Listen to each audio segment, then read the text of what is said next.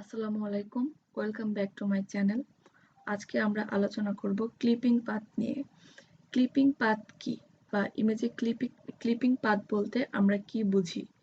ইমেজের কোনো অংশকে পাথ করে কেটে নিয়ে আসাকে বলা হয় ক্লিপিং পাথ। আমরা এই ইমেজ থেকে বা এই ইমেজে 5টা ফ্লাওয়ার ভাস দেখতে পাচ্ছি। এখান থেকে মাঝের ফ্লাওয়ার ভাসটাকে পাথ করে কেটে নিয়ে অন্য জায়গায় বসাবো। এটাকে বলা হয় ক্লিপিং পাথ। ক্লিপিং পাথ করার জন্য আমরা চলে যাচ্ছি পেন টুলে। পেন টুলে গিয়ে অবশ্যই পাথ মোডে থাকতে হবে। পাথ মোডে থেকে ক্লিপিং পাথ করতে হবে। ক্লিপিং পাথ করার জন্য আমরা পেন টুল নিয়ে আমরা ইমেজটাকে জুম করে কাজ করব, তাহলে আমাদের কাজটা ভালো মতো বা স্মুথলি আমরা কাজটা করতে পারবো। জাস্ট পেন টুল নিয়ে যেভাবে সিলেক্ট করতে হয় আমরা ওইভাবে এখান থেকে পাথ তৈরি করব।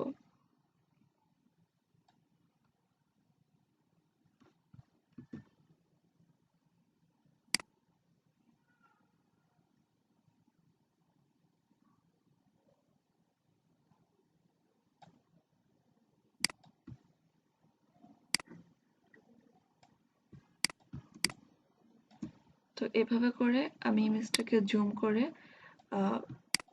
পেন টুলের সাহায্যে পাথ তৈরি করছি।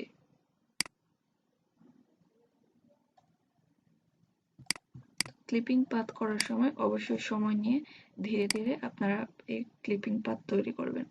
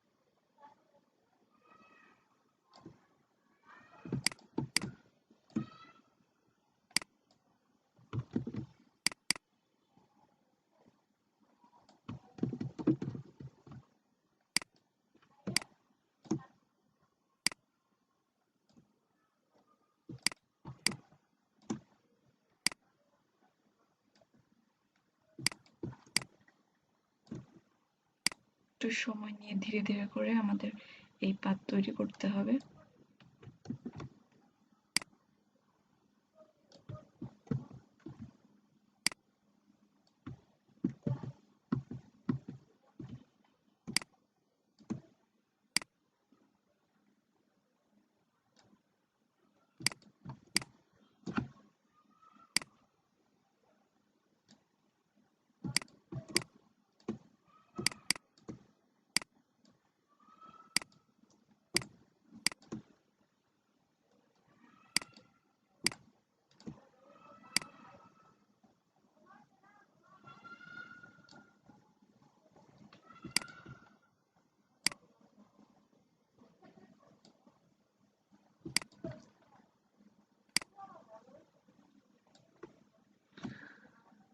এভাবে আমার পাথ তৈরি করা হয়ে গিয়েছে। এখন আমাকে যেটা করতে হবে, সিলেকশন তৈরি করতে হবে এই পাথটাকে সিলেকশন তৈরি করার জন্য আমরা কিবোর্ড থেকে কন্ট্রোল এন্টার প্রেস করলাম, পাথটা সিলেকশন হয়ে গিয়েছে।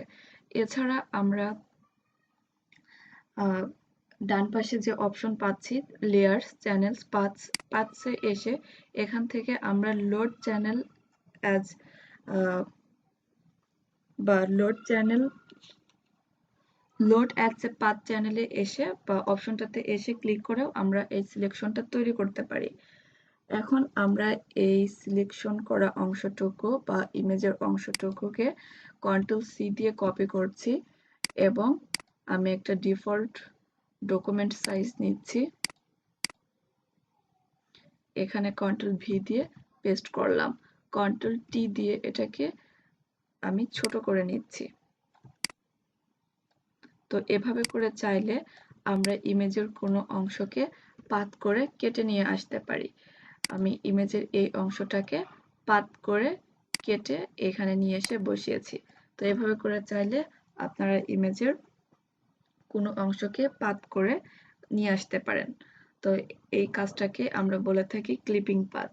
তো ক্লিপিং পাথের আমি আরো ডিটেলসে ভিডিও তৈরি করব আপনাদের জন্য। তো আজকের ভিডিওটা আমি এ পর্যন্ত রাখছি। যদি ভিডিওটি ভালো লাগে অবশ্যই লাইক, কমেন্ট এবং শেয়ার করবেন। খুব বেশি ভালো লাগে চ্যানেলটি সাবস্ক্রাইব করবেন। সবাই ভালো থাকেন। আসসালামু আলাইকুম। আল্লাহ হাফেজ।